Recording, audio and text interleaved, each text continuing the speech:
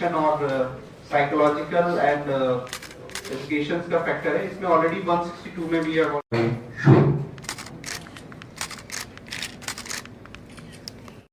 District development code একটু হাতটা সরেছে।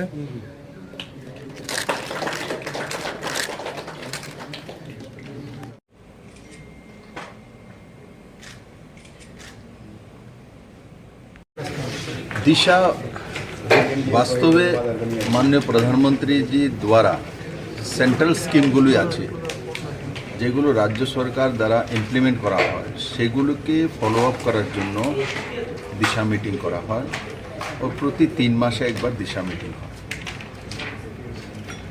মোটামুটি 47-48 স্কিম আছে আলাদা আলাদা ডিপার্টমেন্টের, এগুলোর দিশা নির্দেশিকা এবং আগামী দিনগুলোতে কিভাবে সেগুলি ইমপ্লিমেন্ট করা হবে, ইমপ্লিমেন্ট করতে গিয়ে অসুবিধা কোন জায়গাতে হচ্ছে সেগুলো নিয়ে এই মিটিংয়ে আলোচনা হয় ও সময়ের মধ্যে মাননীয় প্রধানমন্ত্রীর ফ্ল্যাগশিপ স্কিমগুলিকে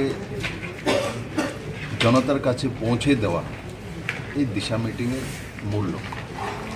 আর তার মধ্যেও দিশাতে যখন আমরা বসি রাজ্য আর কেন্দ্র সরকার একই আছে, তো অন্যান্য রাজ্যের যে ডিপার্টমেন্টগুলো আছে যেগুলো এখানে কাজ করে ডিস্ট্রিক্ট ওয়াইজ সেগুলোর মধ্যেও আলোচনা হয়, সেগুলো ত্বরান্বিত করার জন্য, স্পিড বাড়ানোর জন্য, সময়ের মধ্যে কাজ শেষ করার জন্য এজেন্ডা রাখা।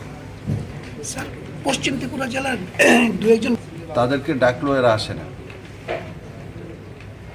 এরা অন্য প্রজাতির, দুনিয়া থেকে এরা লুপ্তপ্রায় হয়ে গেছে, এখানে তো নেই এরা। ভাগ্যচক্রে কংগ্রেসের কারণে অ্যালায়েন্স করে কয়েকটা সিট পেয়েছে, আগামী দিনগুলোতে এগুলোও থাকবে না এদের এই অসাংবিধানিক ব্যবহারের কারণে। Thank you.